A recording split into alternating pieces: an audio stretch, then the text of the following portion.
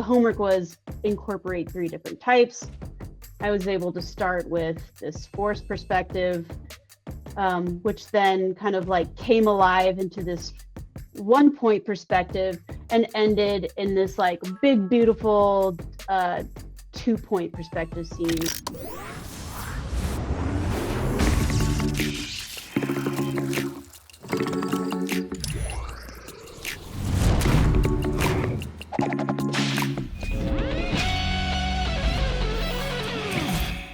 Perspective. Part 1. Obviously, there's a world of knowledge behind perspective, but I can only cover half of this today, so we'll do the fun perspective next time. This is just the basics. So you may ask, what is perspective? Perspective relates to your point of view and how objects in a scene relate to each other. So instead of objects relating to each other stylistically, think proportion and contrast, we are talking about how objects relate spatially. So in this one, The Living Room by Isabel Sousa, it's not really in any perspective. You could argue maybe it's some sort of forced perspective loosely, but the composition is based on other stylistic contrasts and proportions. Whereas this one, by all I could find was Tobatron. Oops. It's kind of this isometric. Everything is actually as it would look in real life. So linear perspective is kind of this loose term that suggests a third dimension on a 2-dimensional plane. So it's a mathematical system to show depth realistically based on how the human eye perceives space. So essentially, large objects appear closer, small objects appear farther away. Oh, another one.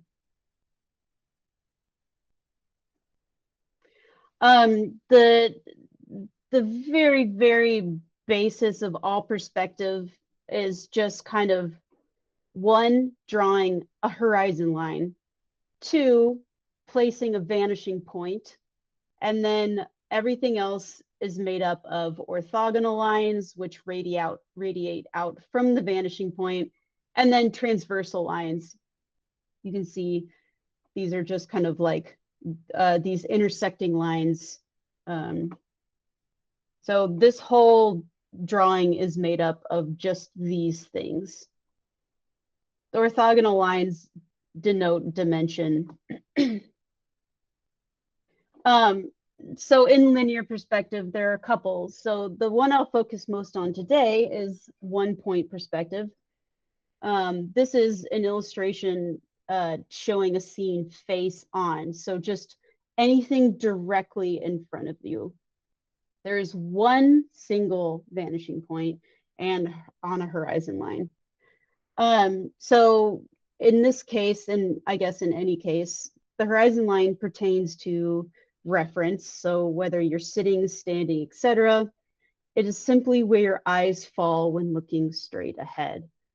So in kind of like this illustration, we kind of get the feeling we are just standing in the room.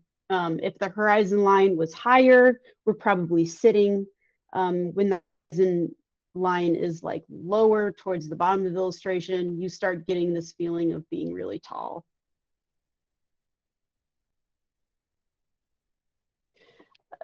A lot of photography, I mean, you live your life kind of in 1-point perspective. Most of the time, you are kind of going down hallways, going down streets.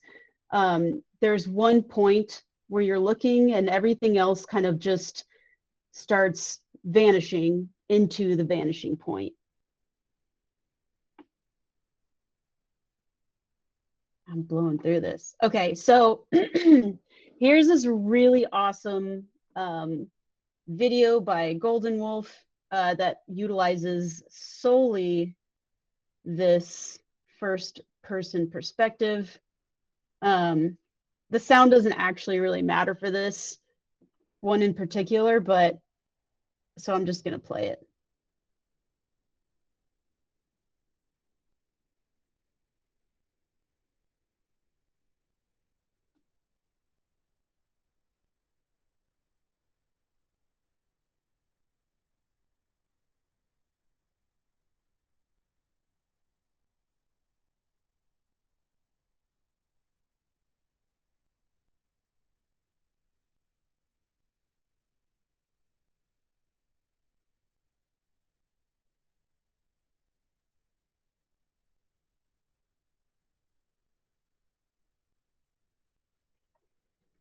So it continues looping, but it's like, yeah, Venture Brothers is an excellent show.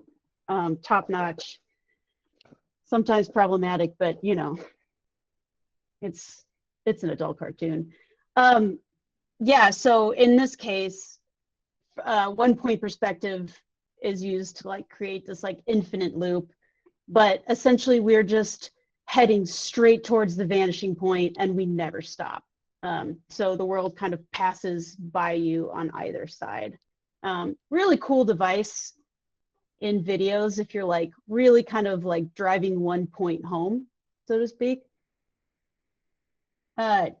Here are just some like really beautiful illustrations using 1 point perspective. This one's really wonderful in my opinion because I don't know, sometimes you think 1 point perspective or utilizing any sort of these like highly technical illustration methods and you think like, oh, it has to be super realistic, which of course this is, but it also is heavily stylized using geometric shapes. Honestly, what gives it such a realistic feel, I think, is this like sun light kind of like splaying upon the road, but beautiful, beautiful. I don't know who did this. I've tried so hard to find it on reverse image search. I'll continue my search. Here's another one. It's a little similar, but a little more realistic. It's a little bit low quality. Again, this is a screenshot. I really would love to find these artists. And if I do, I will pass them along. But here, it's still 1 point perspective. It's kind of nice. This 1 point perspective is kind of utilized in kind of like a rule of thirds setting. If you kind of remember the last one, if the scene continued on towards the left, of course, you would see more buildings, but linear 1 point perspective, obviously, it doesn't have to be dead center of the screen. Here's another one. I thought this was an excellent example of 1 point perspective, except we are looking up directly into the sky. Is this full screen? Why can't you see all this? There we go. Which typically, again, there are so many ways to utilize 1 point perspective. And this is just a beautiful example of it. Vanishing point up here.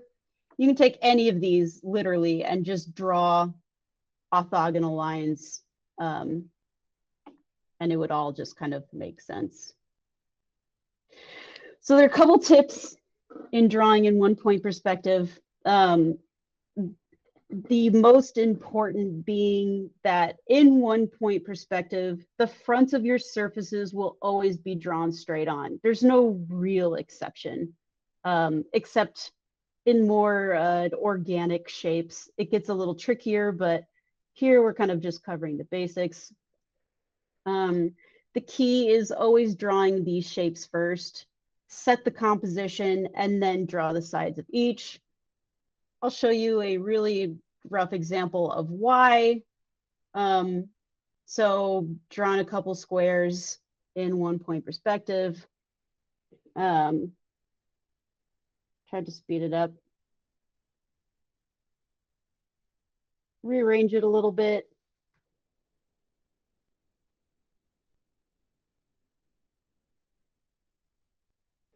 Here I'm going to draw the dimensions of this.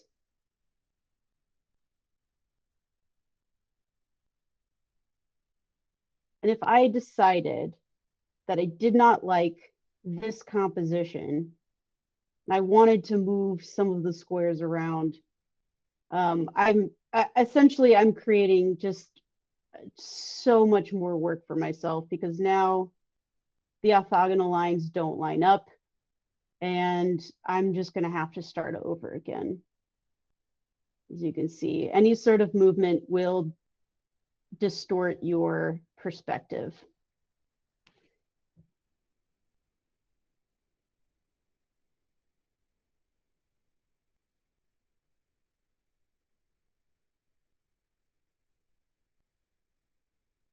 Oh, thanks. Okay, perspective with a purpose, and also one of my favorite videos ever. So when using 1-point perspective, try and think of the reasoning behind it. For example, are you drawing something in 1 point because you want the viewer to have a very focused view of a scene? So for this, I am going to stop sharing and reopen it in a tab, and we're going to watch this. Let's see.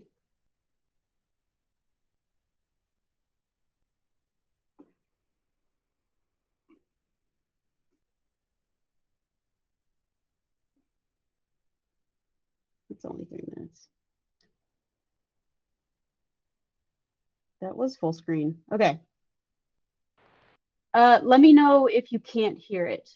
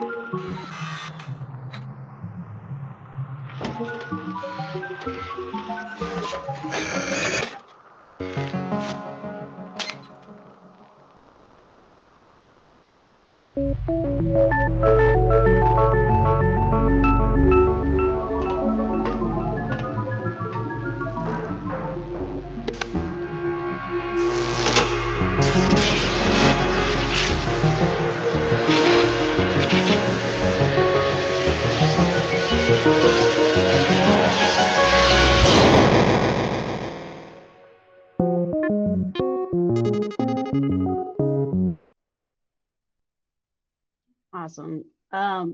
Yeah, that video is so wonderful, and it really, although 1-point perspective wasn't the entirety of the screen, there was some, there was some isometric in the city when they were trying to show a lot, but the singularity of just the rope, I mean the cord and everything, I mean, it was just like, this animator wanted you to focus on one thing, and they did it so well. My humble opinion.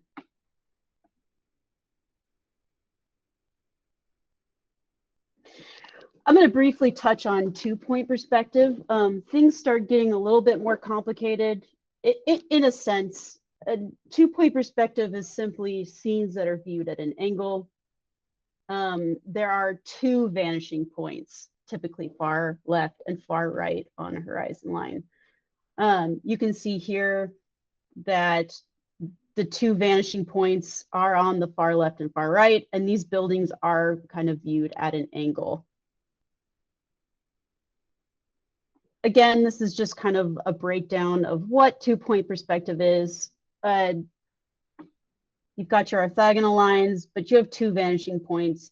So this is kind of like each vanishing point, you radiate out your orthogonal lines upon the horizon line.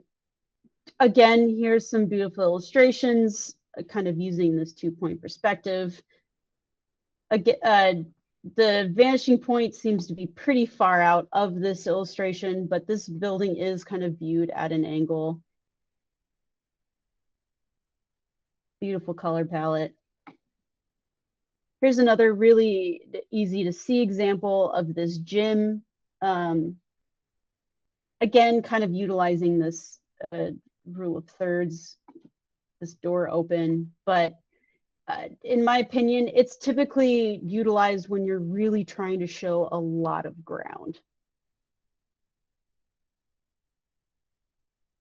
And then here, of course, is a very stylized example of two-point animation, 2-point perspective. You can really get as stylized or abstract as possible.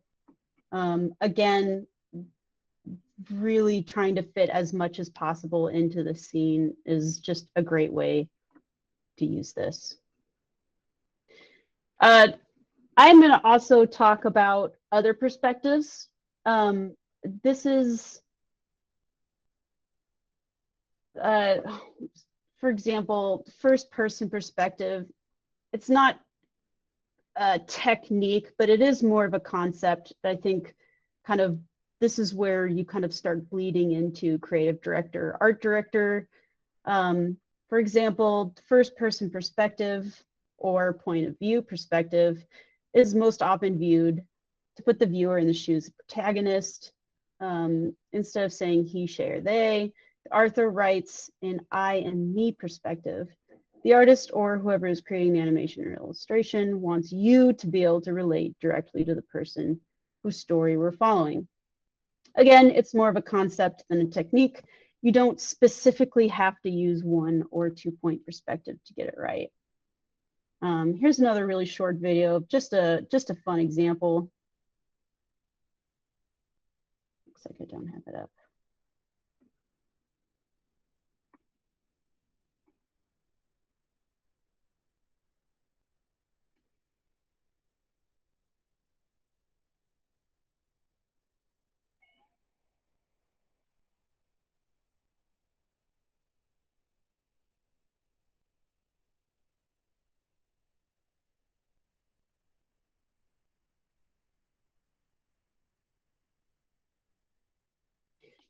In this really short and fun example, they really do utilize 1-point perspective, even though there's not much to give away landscape except for these lines.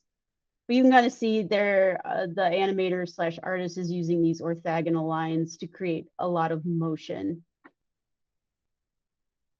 Really fun little animation. Oops.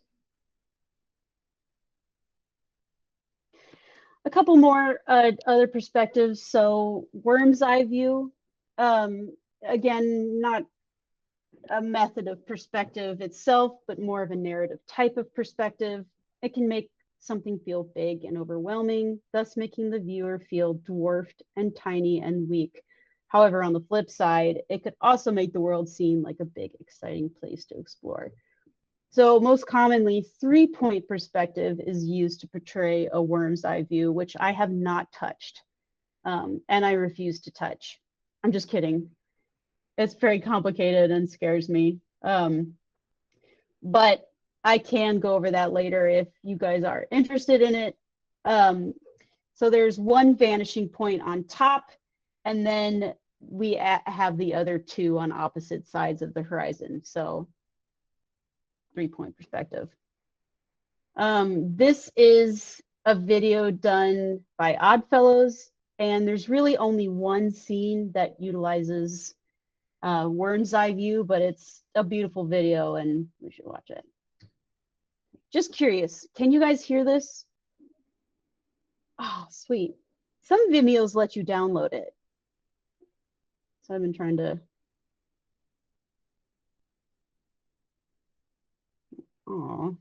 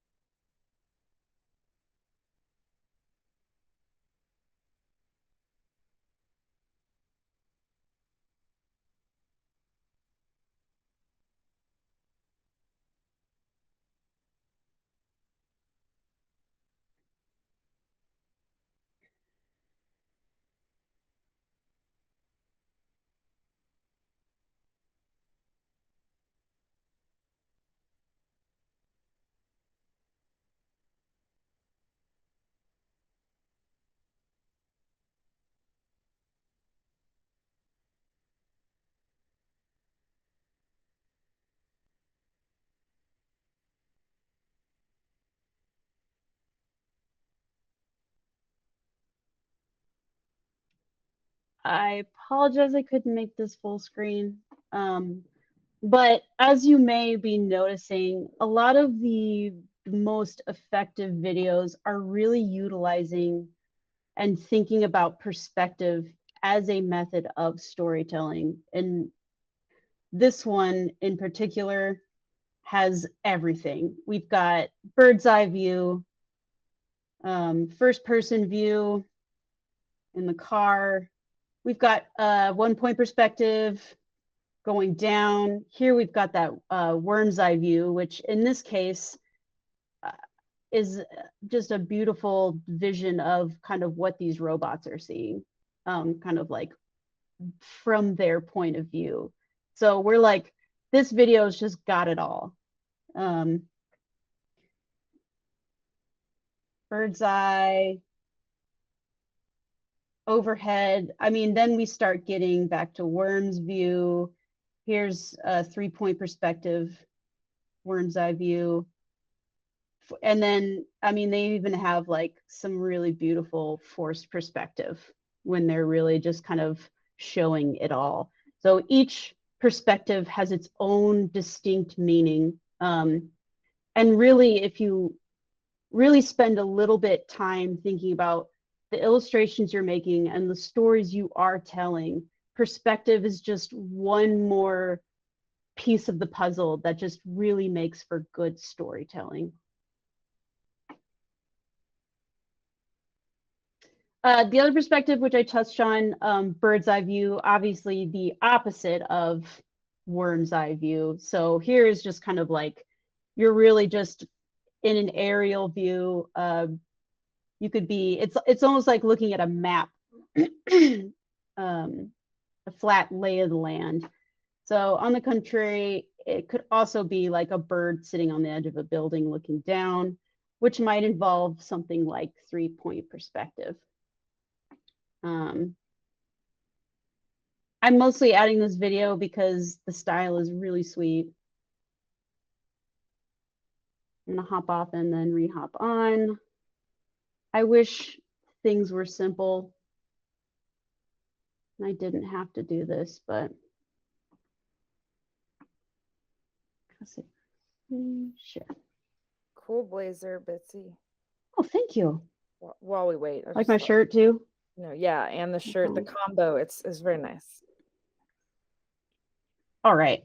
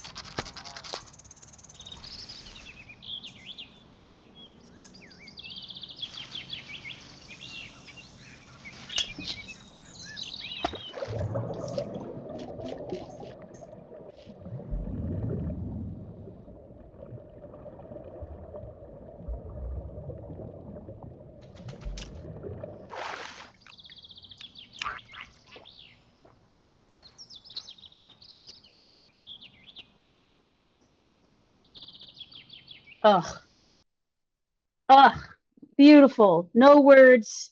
All you know, it's circle of life, right? I also think from a storytelling, it's got a lot of good comedic timing.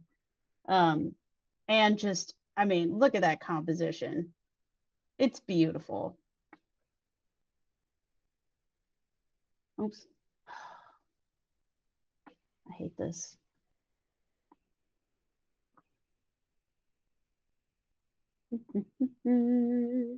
Oh, I know. Wasn't that so great? There's so much talent in this world.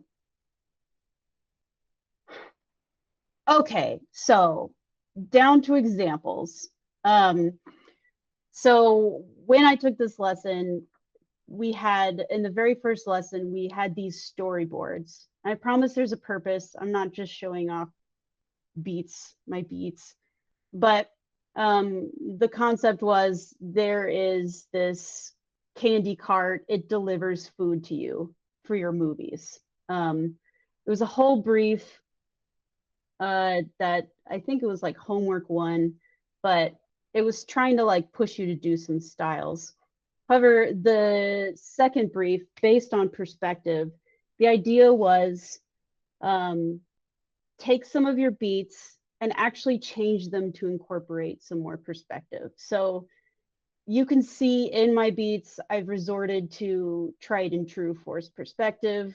That's kind of the rut I slip into, and kind of like a flat perspective. But with this, trying to like incorporate some more perspective, which the homework was incorporate 3 different types. I was able to start with this forced perspective, which then kind of like came alive into this 1 point perspective and ended in this like big, beautiful 2 point perspective scene where like I was able to like fit in a bunch of candy and stuff. So just the refined beats, like again, I was able to keep this like, oh, life is boring, or you know, like it's just kind of like rigid and structured, but then in comes candy card down this like 1 point perspective wormhole. The house is front and center. We are on this trip. There's one sole purpose. We're getting candy to this household, which then you kind of turn and you just end on this house is fully stocked with snacks. So it was just, I show you this because it was very, very exciting to push what I thought were fine beats to actually taking perspective and like really changing the story. And you can see it's drastic. Kind of like the story as it was before. Again, I'll show you like the ones, it's all one scene. They would make for fine videos, decent, you know, whatever. But now we've got this like exciting wormhole of pizza. So just like keeping in mind, there are like really fun ways, like perspective can be fun, believe it or not. Um, I've got a slide.